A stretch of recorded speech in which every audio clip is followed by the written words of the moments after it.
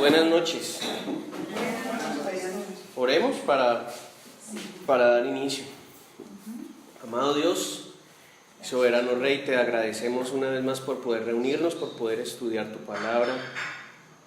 Gracias, Dios, por lo que hoy puedas, en la forma en que hoy puedas instruir nuestros corazones, en la forma como hoy podamos interiorizar a nuestra vida, Señor, el valor de tu palabra y la experiencia de Job, Señor. Allá donde tú tienes a Job, te pedimos que continúes bendiciendo su vida por la forma como su corazón estuvo delante tuyo y cómo pudo permanecer, Dios. Te damos gracias y te entregamos este estudio en el nombre de Jesús. En el nombre de Jesús. Amén. Bien. Antes de avanzar en el capítulo... Hola, buenas noches. Antes de avanzar en el capítulo 7, y me gustaría que quizá leyéramos también el capítulo 8, quiero recordarles las dolencias de Job que vimos la semana pasada. ¿Ok? Tenemos que tenía una sarna maligna desde la cabeza hasta los pies, comezón severa, dolor permanente y agudo, pérdida del apetito, incomodidad agonizante, insomnio, la piel o sus músculos aguzanados y con polvo, sarna drenándole continuamente, alucinaciones, piel desgastándose, piel arrugada y consumida, mal aliento severo, pérdida de los dientes, dolor continuo, la piel ennegrecida, fiebre intensa y pérdida drástica de peso. Estudiamos la semana pasada que el cuadro de Job, entre tanta dolencia física, incluye incluso enfermedad mental. Recordemos eso, me parece importante que recordemos el lugar que pudimos estudiar la semana pasada, que era el lugar de la enfermedad mental, el insomnio y las alucinaciones, y cómo Job no atribuyó ni al insomnio ni a las alucinaciones obra de Satanás, obra del enemigo, un espíritu de insomnio, un espíritu de esquizofrenia o de alucinaciones, sino que podíamos reconocer que biológicamente un cuerpo así de dolido, un cuerpo con ese nivel de sufrimiento, es perfectamente comprensible que se descompense y que se descontrole biológicamente al punto que haya dificultad para comer o pérdida del apetito, que haya manifestaciones como el insomnio, la ansiedad, la depresión y las alucinaciones. Recordemos que hablábamos de que el cuerpo como un organismo biológico depende de cuestiones biológicas, es decir, si es material. Buenas noches. Si el cuerpo es materia y tiene una biología y tiene una química y tiene una electricidad en sus neuronas, por ejemplo, en las células, pues va a significar que cuando esos balances están desbalanceados justamente, pues el organismo no se va a comportar de la misma forma.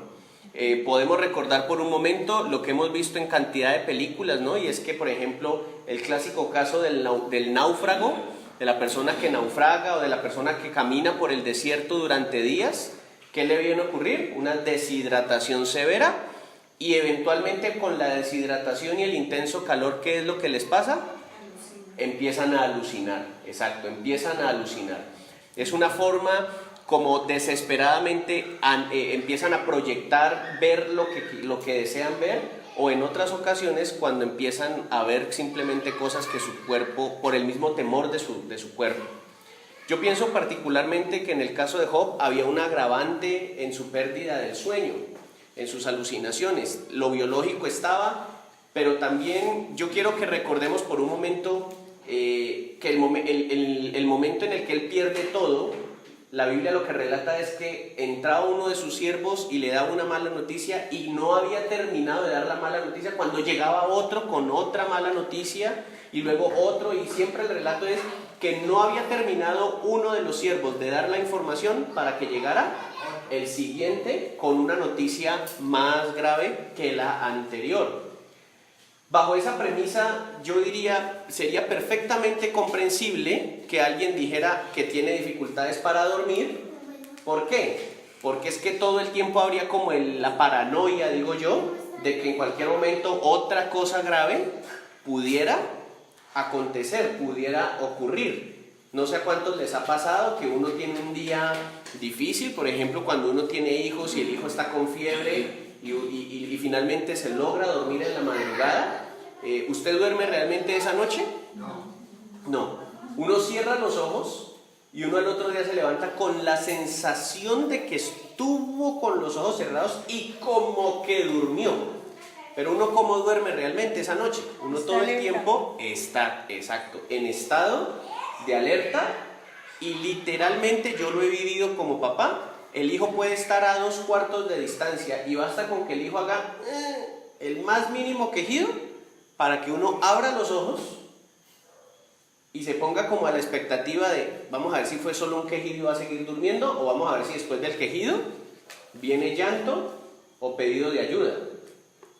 Entonces, ante ese tipo de cosas, si eso nos pasa en algo tan cotidiano y tan normal como una fiebre de un hijo en la madrugada, ¿cuánto no nos podemos solidarizar con Job y con su situación? Bien, en el capítulo 7, es allí donde habíamos quedado, ¿cierto? ¿Le presto la bicicleta a los niños? No porque es de noche y... Sí, andan en bicicleta. No. Vamos a leer Job capítulo 7. Dice, desde el versículo 1: ¿No es acaso brega de la vida del hombre sobre la tierra, y sus días como los días del jornalero? Como el siervo suspira por la sombra y como el jornalero espera el reposo de su trabajo, así he recibido meses de calamidad y noches de trabajo me dieron por cuenta. ¿Quién es el que está hablando allí? Job, correcto. Cuando estoy acostado digo, ¿cuándo me levantaré? Mas la noche es larga y estoy lleno de inquietudes hasta el alba. ¿Qué enfermedad es la que estamos viendo allí? ¿La vimos la semana pasada? El insomnio, correcto, el insomnio. Está toda la noche despierto, porque está inquieto, está preocupado, está todo el tiempo, entonces no logra continuar el sueño. Mi carne está vestida de gusanos y de costras de polvo, mi piel herida y abominable, y mis días fueron más veloces que la lanzadera del tejedor, y fenecieron sin esperanza. Acuérdate que mi vida es un soplo y que mis ojos no volverán a ver el bien. Los ojos de los que me ven no me verán más. Fijarás en mí tus ojos y dejaré de ser. Como la nube se desvanece y se va, así el que desciende al Seol no subirá. No volverá más a su casa, ni su lugar le conocerá más. Por tanto, no refrenaré mi boca, hablaré en la angustia de mi espíritu y me quejaré con la amargura de mi alma. Vamos a pausar por un momento allí. Si ustedes lo ven, el discurso de Job en el capítulo 7, durante estos primeros 11 versículos, lo que vamos a encontrar es a un Job que en una u otra manera está haciendo la apertura a un discurso que él va a lanzar hacia Dios. ¿Por qué? Porque en el capítulo anterior él se ha defendido frente al caso o frente a las acusaciones o frente a las afirmaciones o punto de vista del primer amigo que habló sobre la situación de él. Pero ahora que él ha pasado de defender su caso frente al amigo, ahora va a pasar a defender su caso o a exponer su caso respecto de Dios. Ahora, esos primeros 11 versículos, entonces él está hablando de su queja, hablando de su dolor, hablando de su anhelo de morir nuevamente para poder descansar.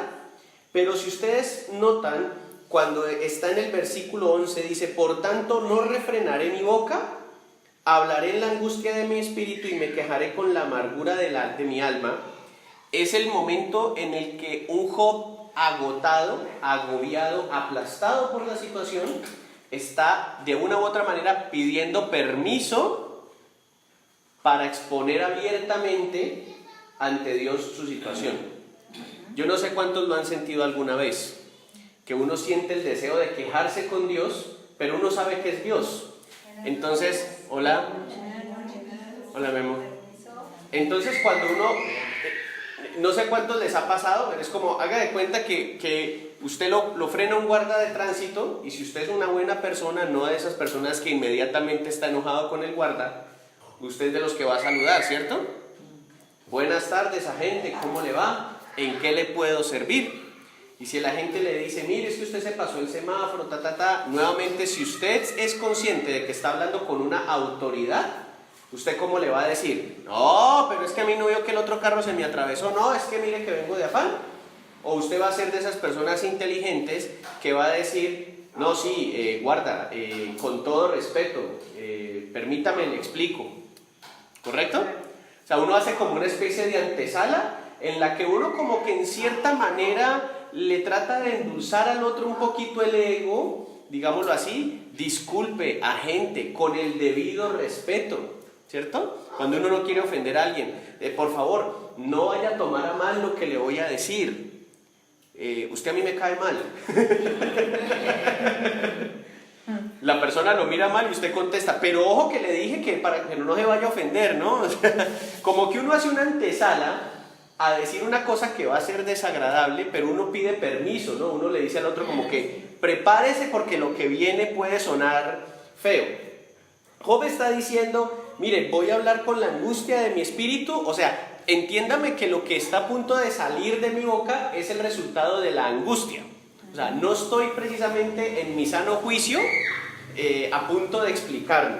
Y me quejaré con la amargura de mi alma. O sea, las dos cosas que van a salir de la boca de Job están no desde lo racional, sino netamente desde lo sentimental. ¿Por qué? Porque está diciendo, me voy a quejar desde la angustia de mi espíritu y desde la amargura de mi alma. Y empieza a decir algo espectacular. Dice, ¿soy yo el mar o un monstruo marino para que me pongas guarda? Le está hablando a Dios. O sea, venga Dios, ¿yo qué soy para que usted me haya puesto en esta prisión? Porque es que Job tiene razón para sentirse preso. Claro. Por supuesto. Parece que está totalmente frenado de cualquier cosa. No puede trabajar, no le gusta la comida, no puede empezar una nueva familia. Está absolutamente quieto en un lugar. Y entonces él puede decir, bueno, entonces yo estoy en una cárcel y el que me puso en esta cárcel es Dios. Y acto seguido él dice, bueno, pero yo qué vengo siendo, o sea, ¿cuál es la importancia que tengo yo? A ver, Señor, recordemos por favor, el diálogo de Job no es un diálogo racional, es un diálogo desde lo sentimental, desde la angustia y desde la amargura. Así que él empieza diciéndole a Dios, ¿qué cosa? A ver, ¿yo qué tan importante es que soy pues? Cuénteme a ver Dios, ¿yo qué tan malo fue que resulté ser? ¿Cuál es la gran monstruosidad pues que vengo yo a hacer? Que usted para frenarme me frenó de semejante manera tan abrupta y de semejante manera tan, mejor dicho, es que totalmente me tiene preso. En mi propio cuerpo estoy preso y cuando trato de irme a la libertad del dormir, no puedo dormir ni siquiera. ¿Cierto? Ahora, imagínense que mire lo que él dice. Cuando digo, me consolará mi lecho, mi cama atenuará mis quejas, entonces me asustas con sueños y me aterras con visiones. Él le está hablando a Dios. O sea, cuando me da la sensación de que estoy tan cansado y lo suficientemente exhausto como para irme a dormir, me echo sobre la litera sobre este pedazo de trapo que tengo por cama, y cuando parece que ya me estoy quedando dormido, empiezan las pesadillas y empiezo a tener alucinaciones. O sea, Señor, en serio, o sea, ni siquiera logro escapar a ese mundo del dormir. ¿Le ha pasado que uno a veces está tan angustiado por situaciones que uno anhela dormir porque siente que mientras duerme por lo menos como que descansa? Una de las cosas que los psiquiatras mandan cuando una persona está con depresión, evidentemente una cosa que pregunta siempre el psiquiatra al deprimido o al ansioso es ¿qué tal está durmiendo? Y si la persona dice, pues yo no estoy durmiendo, O la persona le dice, estoy durmiendo pero poco, o estoy durmiendo pero al otro día me siento igualmente cansado, o sea, no está teniendo una cosa que se llama sueño reparador. El psiquiatra, entre las cosas que va a mandar es medicamento para dormir, porque se sabe que una persona que duerme bien, se le reduce la ansiedad, se le reduce la depresión, o si no está sufriendo ni ansiedad ni depresión, cuando uno duerme bien, al otro día se levanta con energía, con buen ánimo, con deseos de funcionar. Así que mire, el sistema nervioso se altera por completo. Correcto. Al otro día uno no funciona igual de bien. Siempre me acuerdo del mejor eslogan que vi sobre colchones. Está en Cali en la carrera 66 llegando a la autopista. Dice, porque una mala noche dura todo el día. Es el mejor eslogan que he visto sobre colchones, en serio. Usted duerme mal y al otro día, todo el día, usted tiene razón para estar recordando que es que no durmió bien.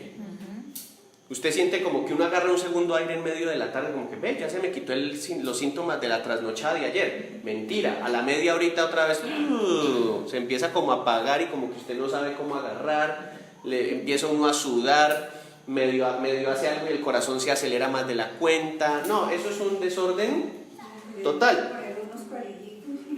Sí. Ahora, versículo 15. Y así mi alma tuvo por mejor la estrangulación y quiso la muerte más que mis huesos. Job está anhelando profundamente la muerte. Mire, lo que él está exponiendo allí es un deseo de ahorcarse. Es que yo cuando leí eso, yo pensé que él estaba dando un mensaje de despedida. Él se había presentado. Pareciera, ¿cierto? Sí, yo pensé o sea, que yo quisiera la muerte. Sí, claro. La estrangulación me parece bien en este momento. Es lo que está diciendo. Abomino de mi vida, no he de vivir para siempre. Déjame pues, porque mis días son vanidad, es decir, son vacíos. No estoy haciendo nada con mi vida, no estoy haciendo nada útil, mi vida está estorbando. Como decía alguien que conocí, estoy quitándole oxígeno a otra persona. Eso es lo que él está diciendo. Déjeme pues, porque mis días son vanidad. Mire que Job está reconociendo una cosa que me gusta mucho rescatarle en este momento. Hay quienes dicen, algunas personas dicen, es que Dios le quitó la vida. A unas personas, la persona murió. No, es que Dios le quitó la vida. Me gusta más la forma como Job lo ve. Job lo que está diciendo es que si él sigue con vida es porque Dios sigue sosteniendo su vida. Hay un pastor, y a eso es a lo que voy, hay un pastor que decía, no, Dios no le quita la vida a nadie, simplemente deja de darla. O sea, si yo estoy con vida en este momento, no es porque mi vida sea mía, sino porque Dios todo el tiempo está sosteniéndome con vida. El poder de Dios hace que yo siga viviendo. Ahí donde estoy, exacto. Entonces, Job le está diciendo a Dios, mire, yo aquí sigo con vida, evidentemente usted no me está dejando partir. Es como una especie de ruego, mire, aléjese de mí, Dios, para que mi cuerpo haga lo que ya debería estar haciendo, que es estar muerto. ¿Cuántas veces hemos escuchado de personas que los médicos miran en una camilla, re mal la persona, absolutamente enferma de cualquier cantidad de cosas, y que los médicos, ¿qué es lo que dicen? No sabemos por qué sigue con vida. Esta persona hace rato era para que se hubiera muerto y ahí está. Sigue viviendo y no sabemos por qué. En Italia, en Inglaterra, hace un par de meses hubo un niño con una enfermedad, no sé si vieron las noticias, un bebito con una enfermedad gravísima y lo tenían conectado a aparatos y todo eso. Y el gobierno inglés, yo no sé muy bien de las leyes de Inglaterra, pero parece ser que ellos tienen una ley, y es que cuando se dictamina que la persona realmente no va a vivir por sí misma, no tiene autonomía, lo desconectan. O sea, no necesitan el permiso de los papás ni de la familia, sino que pueden determinar, este niño no se puede recuperar, esta persona no se puede recuperar, así que no vamos a gastar recursos en esto. Y desconectan al niño. Les advierto de una vez, el niño efectivamente muere, pero el niño estaba con respirador artificial, o sea, una máquina estaba respirando por él. Entonces se suponía que cuando desconectaran las cosas era cuestión de un minuto para que el niño estuviera muerto. Pues el niño duró más o menos 15 días. O sea, cuando lo desconectan, Sí. su sistema respiratorio empezó a funcionar y respiró y se sostuvo con vida más allá de lo que cualquier médico hubiera pensado. En otras palabras, los médicos quizás al desconectar pensaron, vamos a hacer esto y la vida de ese niño se va a apagar. Pero Dios, por la razón que sea, fue el que dijo, no, la vida de él no se va a acabar cuando ustedes lo desconecten. La vida de él se acaba cuando yo decida que se acabe. Y a través de ese niño se ha generado cualquier cantidad de controversia a nivel mundial, que en términos de eutanasia el gobierno inglés está en el ojo del huracán frente a ese tipo de leyes. Frente a ese tipo de leyes. Incluso el actual Papa Francisco había destinado una cantidad de recursos y el gobierno italiano había dicho, le estaba pidiendo al gobierno inglés, por favor manden al niño en un avión con hospital. Nosotros lo recibimos acá. El niño, no había llegado el niño a Inglaterra, o sea, no lo habían ni montado en un avión ni siquiera porque el hospital no dejaba en Inglaterra, pero ya en Italia el niño le habían concedido ciudadanía italiana para que al ingresar, con un dinero que el Vaticano estaba dando, ese niño iba a recibir toda la atención del mundo, porque el Papa dijo, no estamos de acuerdo con quitarle el soporte de vida al niño. Entonces, imagínense lo que esto está significando para el gobierno inglés en términos de su salud, en términos de lo que ellos manejan como el sistema de salud. Así que vemos que Job está diciendo eso. Job en una u otra forma está diciendo, mire, yo sé que estoy con vida evidentemente porque es que usted me está sosteniendo con vida, porque de otra manera yo ya no podría estar vivo. Y es que cuando uno junta las 17 enfermedades que Job tiene, que se las leí ahorita y que las estudiamos la semana pasada, uno piensa eso, ¿cierto? ¿Cómo es posible que ese organismo siga funcionando? Eso es absurdo. Bien. En el versículo 17 dice entonces, ¿qué es el hombre para que lo engrandezcas y para que pongas sobre él tu corazón y lo visites todas las mañanas y todos los momentos lo pruebes? ¿Hasta cuándo no apartarás de mí tu mirada y no me soltarás siquiera hasta que trague mi saliva? Ese trague mi saliva es una expresión, recordemos que Job no es israelita, Job es árabe. El trague, no me apartará, no me soltará siquiera hasta que trague mi saliva.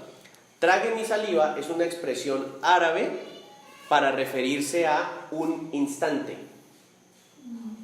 Es el equivalente a cuando uno dice no, en un parpadeo, en un abrir y cerrar de ojos.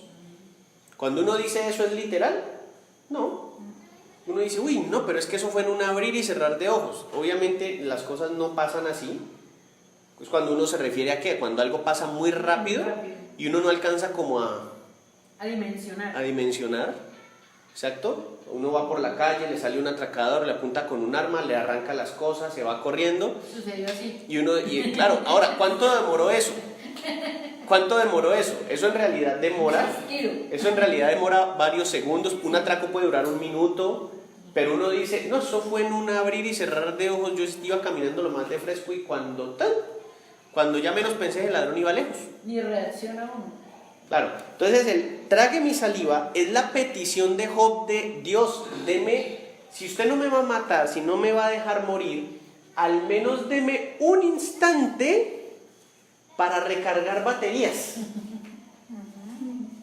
Al menos deme un momentico donde no sienta dolor, para a partir de allí recuperar un poquito de fuerza para sobrellevar toda la sintomatología.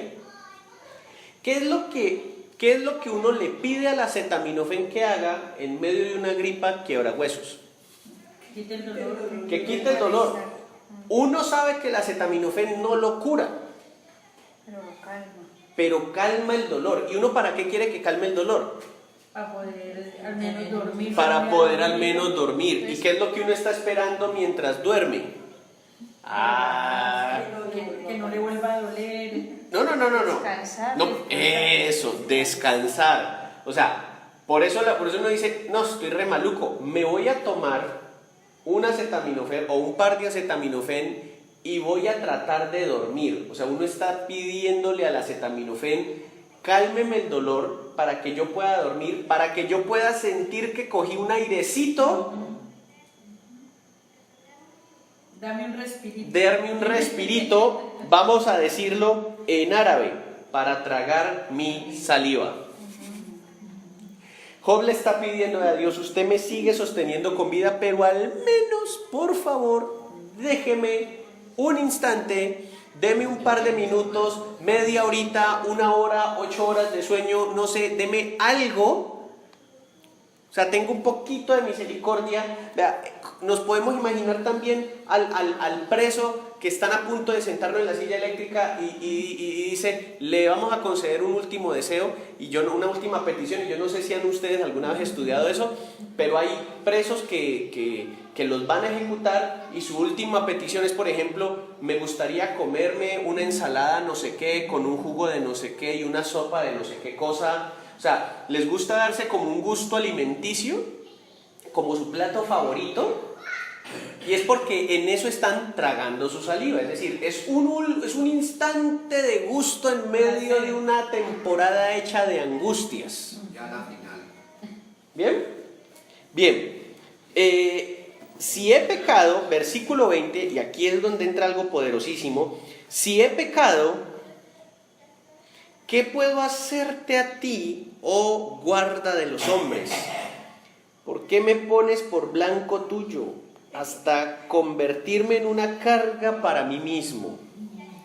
¿Y por qué no quitas mi rebelión y perdonas mi iniquidad?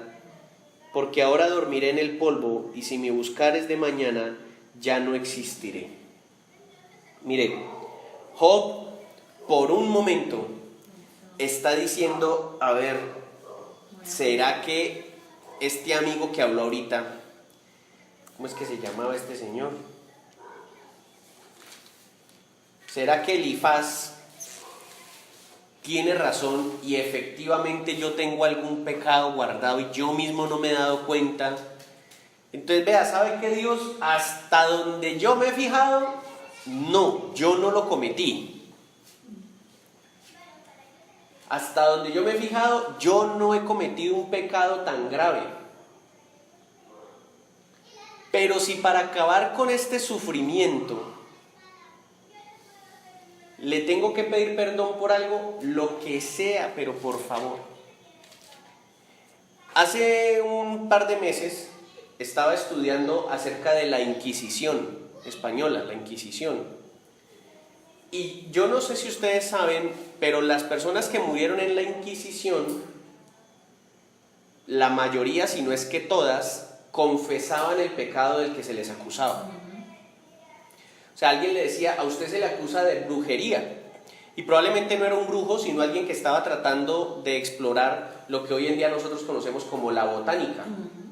Pero como en ese entonces la respuesta a todo se suponía que estaba en lo que la Iglesia Católica dijera, entonces si a alguien le descubrían botellas con matas y tratando de hacer brebajes, o sea, jarabes con plantas, se le decía que estaba haciendo brujería. Entonces se le acusaba de brujería y naturalmente la persona sabe que la van a condenar por brujería. Entonces la persona durante las primeras días o semanas o el tiempo que durara preso, la persona que alegaba, inocencia. Pero ¿cómo les parece que la Inquisición, si se le metía en la cabeza al inquisidor que la persona era brujo, adivinen qué hacían? Lo empezaban a torturar y lo torturaban y le decían, lo vamos a torturar hasta que confiese su pecado. Dizque para la salvación del alma. Entonces la persona la empezaban a torturar, la empezaban a golpear, la empezaban a estrangular, la empezaban hay una tortura en particular que la recuerdo que está descrita y es que amarran a la persona de sus 4 extremidades, le amarran la cabeza, la frente, le amarran la frente y para que no pueda moverse. Luego una persona le sostiene la mandíbula y se la abre, otra persona le tapa la nariz y empiezan a llenarle la boca con agua para que la persona, obviamente en su deseo de respirar, al no poder, la persona empieza a tragar rápido todo lo que le colocan dentro. Yo no sé si la cifra es exagerada o no, pero leí que una persona bajo ese parámetro puede llegar a almacenar hasta 20 litros, o sea, puede estirarse el estómago y estirarse y estirarse y estirarse, una cantidad impresionante se llena de líquido. Pues alguna vez un médico me explicaba que el estómago es como una media, Entonces mientras usted le eche, ella se va a estirar, se va a estirar, se va a estirar, se va a estirar. Y le dan pausa de cuando en cuando a la persona para que la persona confiese. Ahora, ¿cuántas personas cree usted que confesaron? Todas, porque uno con esas ganas de... Exacto, porque llega un momento en que esa persona dice, a ver, si confieso, me matan. Y en este momento mejor me es morir que seguir soportando esta tortura. Claro. Así que, Y así no hubieran cometido confesaban. delitos, confesaban porque exacto. Por Job está pasando esa situación. Job está sintiéndose tan torturado que él dice, a ver, si yo me siento inocente, pero si confesar pecado en este momento me salva de seguir en estas, hágale. Hágale. Está fatigadísimo. Eso es lo que él está pidiendo. Eso es lo que Job está pidiendo. ¿Será que verdaderamente el relato de Job es desde la angustia? Por supuesto que sí. Es que eso suena ya como a despedida. Sí, es que él está diciendo. Que hubiera tomado la decisión de de quitarse la vida. Sí, pero no lo puede hacer. Y lo que está diciéndole a Dios es, venga, hágale, por favor. O sea, ¿qué más hago? ¿Qué más hago?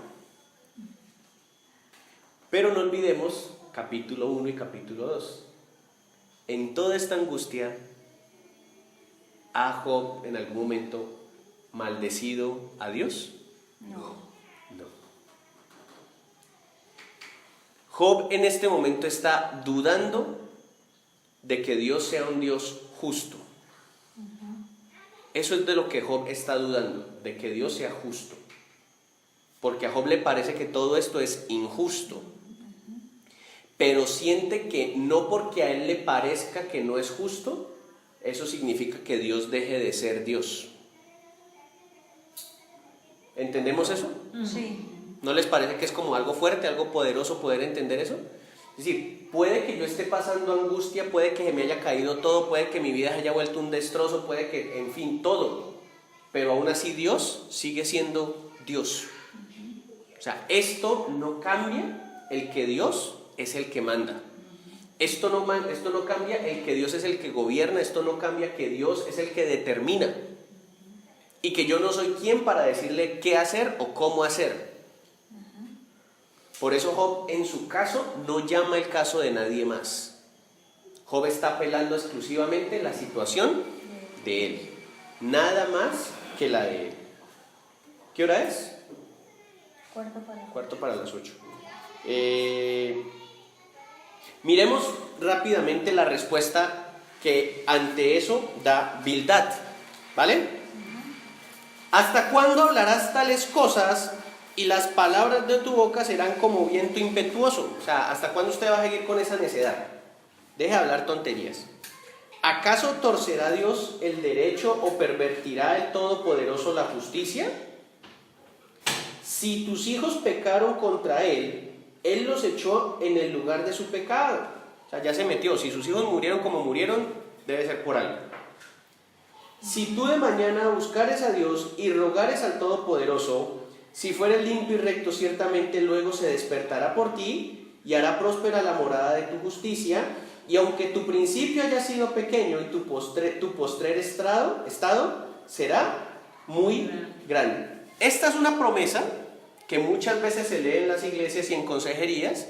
Cuando se le dice a la persona cuando está pasando por una crisis o una situación, se le dice, mire, si de mañana buscares a Dios y rogares al Todopoderoso, si fueres limpio, y se dice eso, ¿no? Si tu principio fue pequeño, tu postrer estado será grande. Ahora, nuevamente recordemos, hasta ese momento, los amigos de Job lo que piensan es que todo lo que pasa en esta tierra es justo. O sea, si usted hizo lo malo, le va mal, y si hace lo bueno, le va bien. O sea que lo que Bildad está diciendo es, mire, usted reconozca en serio que algo sí hizo mal y cambie las cosas para que le vaya bien. Ahora, Bildad no lo sabe, pero en realidad está profetizando algo que sabemos efectivamente va a pasar. El postrer estado de Job iba a ser muy grande, pero no por lo que Bildad está diciendo, sino porque la voluntad de Dios fue esa. Muy bien, versículo 8. Porque pregunta ahora a las generaciones pasadas y disponte para inquirir a los padres de ellas. Pues nosotros somos de ayer y nada sabemos, siendo nuestros días sobre la tierra como sombra. ¿No te enseñarán ellos, te hablarán y de su corazón sacarán palabras? ¿Crece el junco sin lodo? ¿Crece el prado sin agua? Aún en su verdor y sin haber sido cortado, con todo se seca primero que toda hierba. Tales son los caminos de todos los que olvidan a Dios, y la esperanza del impío perecerá. Porque su esperanza será cortada y su confianza es tela de araña. Se apoyará él en su casa, mas no permanecerá ella en pie. Se asirá de ella, mas no resistirá. A manera de un árbol está verde delante del sol, y sus renuevos salen sobre su huerto. Se van entretejiendo sus raíces junto a una fuente, y enlazándose hasta un lugar pedregoso. Si le arrancaren de su lugar, éste le negará entonces diciendo: nunca te vi. Ciertamente este será el gozo de su camino, y del polvo mismo nacerán otros. He aquí, Dios no aborrece al perfecto, ni apoya la mano de los malignos. Aún llenará tu boca de risa y tus labios de júbilo. Los que te aborrecen serán vestidos de confusión, y la habitación de los impíos perecerá. Cuando nosotros leemos esa intervención de Bildad, lo que Bildad está haciendo en una u otra manera es aumentando los argumentos que había presentado Elifaz. Está hablando, cuando habla del prado, de las raíces, de que no se crece, el prado no crece sin agua, ¿qué está hablando? Está hablando de algo que se llama causa y efecto. Es una forma de decir, mire, nosotros vemos la justicia de Dios en que todo pasa porque algo lo causó. Las cosas crecen para bien porque algo pasó. Las cosas que son malas también pasan porque algo las produjo. De alguna manera le está diciendo a Job, mire, el que usted diga, Señor, si en algo pequé, perdóneme, lo que este hombre le está diciendo es algo que yo también diría. Y es que no vale pedir perdón si usted no sabe de qué está pidiendo perdón. Exacto. Yo no puedo esperar, si mi esposa está enojada conmigo, yo no puedo esperar que ella me perdone. Si yo le digo, pues mi amor, yo no sé qué hice mal, pero lo que haya sido, por favor, perdóneme. Si mi esposa es una mujer inteligente, que sé que lo es, ella me va a decir, eso no vale. Es más, se va a enojar más porque no me he dado cuenta qué fue lo que hice mal. Este hombre le está diciendo a él, mire, usted al final de su oración de ahorita dijo, ay, ¿sabe qué, Señor? Si en lo que haya sido, perdóneme para yo salir de esta. Mire, eso no vale. Busque más bien en su corazón cuál fue la causa que produjo este efecto. Cuando nosotros nos acercamos a esto, nos estamos empezando a acercar a una idea. Para Dios la perfección, y recordemos que en la Biblia se habla de que David tenía un corazón conforme al corazón de Dios, y algunos piensan que esa afirmación de que el rey David tenía un corazón conforme al corazón de Dios era que el corazón de David era como el corazón de Dios, y eso no es así. Significa que era un corazón como el tipo de corazón que a Dios le agrada ver en los seres humanos. ¿Cuál es la condición del ser humano respecto de Dios? Que el ser humano está en pecado y necesita a Dios. Así que, ¿qué es un corazón perfecto conforme al corazón de Dios? Un corazón que siempre que se acerca a Dios pueda reconocer con humildad que no merece nada de Dios, que lo necesita en su vida, y por lo tanto un corazón que de continuo se busca examinar y busca pedir perdón por aquellas faltas. Cuando Jesús enseña la oración del Padre Nuestro, cuando ejemplifica cómo orar, más bien, no cuando enseña la oración del Padre Nuestro, sino cuando ejemplifica cómo orar a través de lo que nosotros conocemos como el Padre Nuestro, Jesús incluye, perdona nuestras ofensas. Es decir, Él incluye el que, sea como sea, cuando uno ora, uno debería tener claro en qué cosas ha ofendido a Dios, para pedir perdón por esas cosas. ¿Amén? Porque recordemos una cosa, un paréntesis ahí chiquito. Todo pecado que usted comete lo comete contra Dios. Cuando yo insulto a otra persona, yo estoy pecando contra Dios. Porque no es de la voluntad de Dios que uno insulte a otro ser humano. ¿Cómo dices? No es del agrado de Él. Exacto, es algo que se sale de los parámetros de la santidad de Dios, por lo tanto todo pecado es contra Dios. Todo pecado es contra Dios. Así que yo no puedo decir, a Dios no le he fallado. Le fallé a mi esposa, le fallé a mis hijos, pero a Dios no. No. Si usted le falló a su esposo, le falló a sus hijos, o se falló a sí mismo, le estaba fallando a Dios, porque se estaba desviando de la voluntad de Dios. Así que cuando la Biblia nos habla de esa perfección, nos está hablando de eso. O sea que cuando la Biblia dice en el capítulo 1 que Job era un varón perfecto, no estaba diciendo que fuera libre de defectos, sino que todos sus defectos y sus fallas las ponía de continuo en la presencia de Dios y pedía perdón por ellas y buscaba en la fortaleza en Dios para superar esas deficiencias, esas debilidades. Porque no es simplemente decir, bueno, Dios, usted ya sabe que yo soy así, perdóneme y pues ya. Esa es la costumbre en nuestra religión tradicional en Colombia, ¿no? El que peca y reza, empata. La visión cristiana no es el que peca y reza, empata. La visión cristiana es entender que cuando yo pido perdón, yo estoy comprometiéndome a no volver a cometer el mismo error. Estoy pidiéndole a Dios que me fortalezca para salir adelante de esa situación. Pero en este punto, y es lo que quiero, y es lo que creo que debe ser la conclusión para la clase de hoy, es que cuando Job dice, Señor, lo que sea que yo haya hecho, perdóneme, empezamos a ver un ápice, un atisbo de uno de los defectos de Job que necesitaba ponerse delante del trono de Dios. Y es que cuando Job dice, lo que yo haya hecho mal, significa que Job, aunque reconocía sus pecados, estaba siendo un hombre que estaba teniendo, no sabemos qué nivel, pero sí tenía algo que se llama arrogancia. Porque la promesa de Dios es que Él exalta al humilde, más al altivo mira de lejos.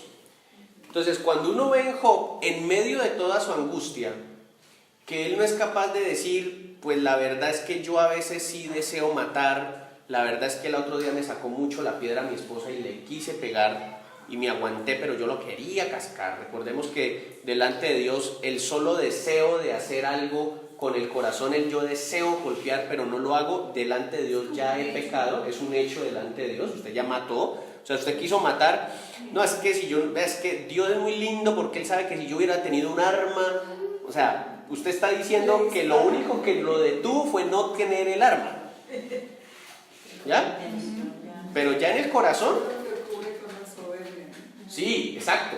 Entonces Job, lo que está, ahora no quiero que nos imaginemos a Job como una persona sumamente arrogante, porque no lo es. Pero el hecho de que él empiece a hablar de eso es un atisbo de algo, y es que Job probablemente en toda su prosperidad, y además recordemos algo, Job viene de una creencia, es de que Dios al que hace bien lo prospera y al que hace mal lo maldice. O sea que si Job era tan próspero, ¿qué idea tenía Job de sí mismo entonces? Que él estaba haciendo las cosas supremamente bien. O sea que aunque él se examinaba, probablemente él no se consideraba tan pecador como otros. Eso no lo hacía que él humillara a otros, porque ya escuchamos también que era como un sacerdote en su región que ayudaba a otros a levantar en medio de sus dificultades. Pero sí que en cierta parte de su corazón estaba empezando a generarse, o había algún atisbo, algún ápice de una idea de, hombre, la gente debería seguir más mi ejemplo. Ole, la gente, ¿por qué no trata de ser más como yo? ¿No ven Dios cómo me tiene de bendecido? Los demás deberían estar imitándome para que... Ahora les voy a dar un ejemplo avanzado neotestamentario. Pablo en algún momento dice, sean imitadores de mí como yo de Cristo. Y eso no significa, pero eso que dijo Pablo es distinto a lo que les estoy retratando sobre Job. Porque lo que Pablo estaba diciendo en ese versículo no era imítenme a mí, miren mi carácter, hagan como yo.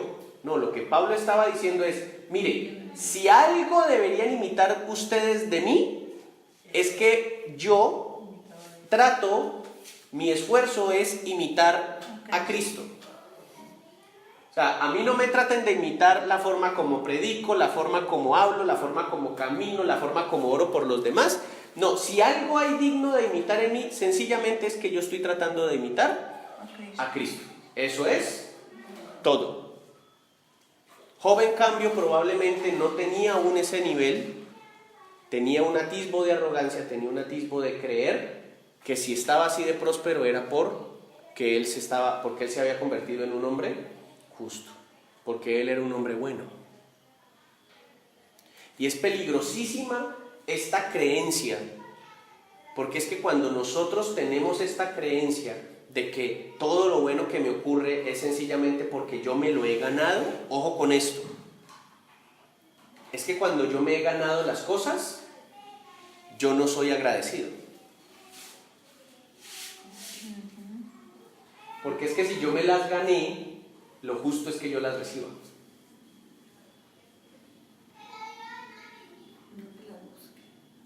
Si yo creo que, por ejemplo, en mi caso particular, a mí me regalaron el carro que yo tengo, me lo regalaron.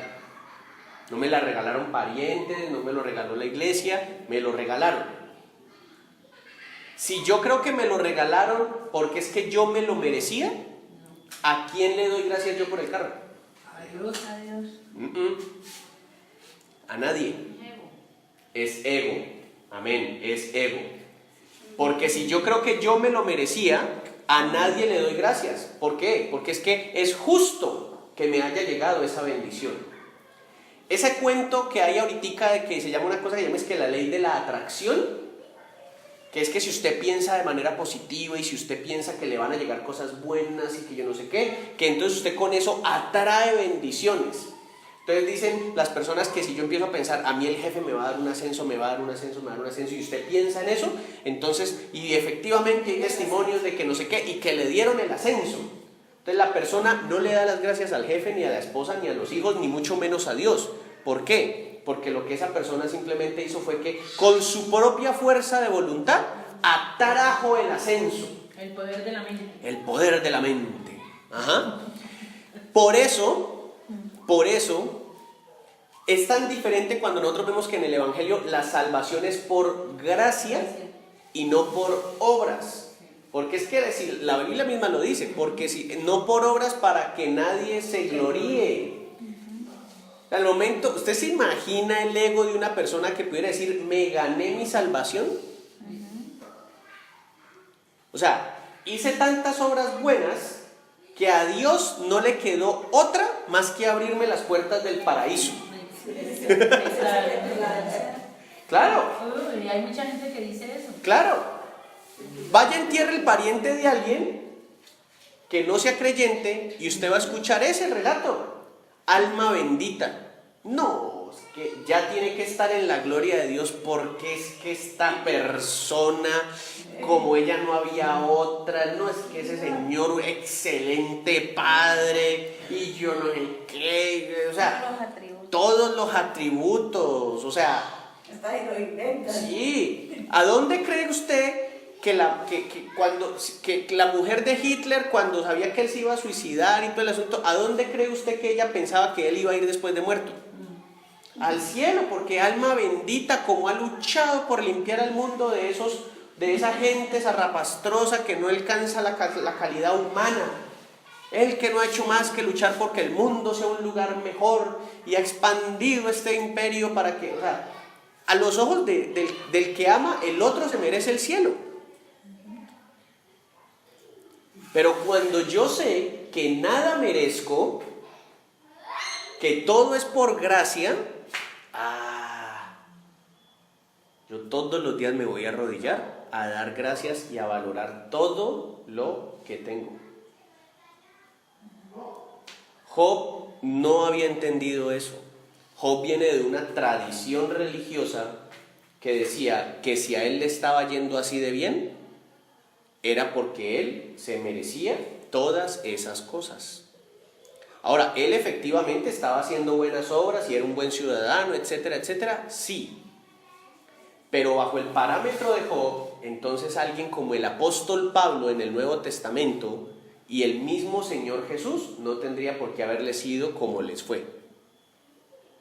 Porque si cada quien obtiene lo que le merece, a Jesús no lo tendrían, a nuestro Señor no tendrían por qué haberlo crucificado, no tendrían por qué haberlo querido matar, no tendría por qué haber dormido a la intemperie, tendría que haber andado predicando en camello último modelo siempre, tendría que haber andado sin pasar necesidades, más lo que Jesús predicaba es: el Hijo del Hombre no tiene dónde apoyar, recostar su cabeza. Y se tuvo que escabullir entre un montón de gente. Y Pablo, un hombre tan sumamente ungido y usado por Dios, los rocazos que le tiraban, él tendría que haber sido inmune a los latigazos y a las apedreadas y a la tirada por el barranco que le hicieron. Pero lo que la Biblia dice es que llegaron a golpearlo tan duro que lo dieron por muerto y lo dejaron tirado. Y después se levantó, logró llegar hasta un sitio donde gente de la iglesia de esa ciudad lo vendó y lo curó y le curó las heridas. O sea que cuántas semanas el hombre habrá estado acostado recuperándose de haber sido apedreado casi hasta el morir. Bajo ese parámetro, los amigos de Job y Job mismo, antes de caer en la desgracia que cayó, ¿qué le hubieran dicho a Pablo? Confiese su pecado, Pablo. Algo tiene que haber hecho para que le esté yendo así de mal. Claro. El mismo Job hubiera dicho eso. ¿Y qué es lo que dice hoy en día el llamado evangelio de la prosperidad? ¿Cómo así que usted es pastor y andando en bicicleta? Usted tiene que andar en un carro. Y no le pida a Dios un carro, pídale a Dios un carrazo.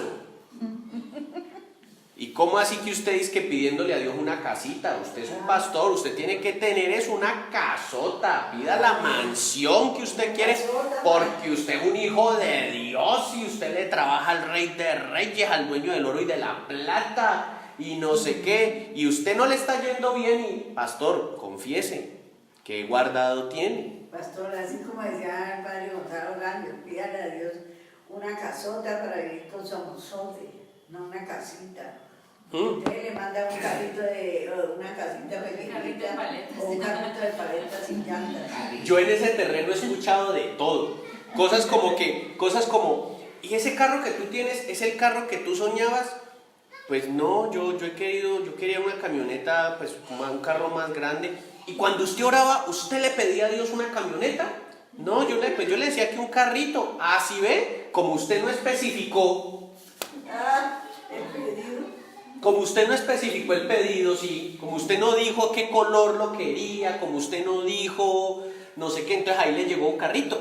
Entonces uno dice, bueno, los que predican eso, o sea, es que Dios no es inteligente, o sea, luego Dios no examina el corazón y sabe los deseos del corazón. No dice la palabra, Él concederá los anhelos de tu corazón. Entonces Él sabe eso. Ahora, si usted no le llegó, ¿qué es lo que diría la prudencia? Si usted no le llegó el carro que usted anhelaba en su corazón, dos cosas. Número uno, si le llegó el carro, dé gracias, porque Dios en su gracia se lo concedió. Y si no le llegó el carro que usted estaba anhelando, examine a ver si fue que usted no trabajó suficiente, en términos de si usted es de los que ahorra, etcétera, etcétera, bueno, lo que sea. Pero también quizá Dios le está diciendo a usted como, mire, yo sé lo que usted anhela, pero aquí estoy yo como Dios que soy para decirle, ese no es el carro que usted necesita. Y como Dios es tan amoroso y Él no manda lo que uno quiere, sino lo que uno necesita, Dios sabe que el carro que yo anhelo tener es un Jeep Willys. ¿Sabe cuánta gasolina consume un Jeep Willys? Cualquier cantidad de veces yo habría tenido durante semanas ese Jeep parqueado y yo hubiera estado andando en bicicleta o en bus porque no habría tenido plata para gasolina. Porque no es para subir trocha. Claro, pero por mí fuera yo andaría en un Willys todo el día. Me encanta ese carro, me parece espectacular. Claro, me encanta. Pero Dios sabe que yo necesitaba era moverme de un lado para otro y Dios sabe cuáles eran las finanzas que Él quiere que yo aprenda a administrar. Y entonces Él dijo, no, usted necesita un Chevrolet Alto, motor 1000, 16 válvulas, rendidor de gasolina, joven.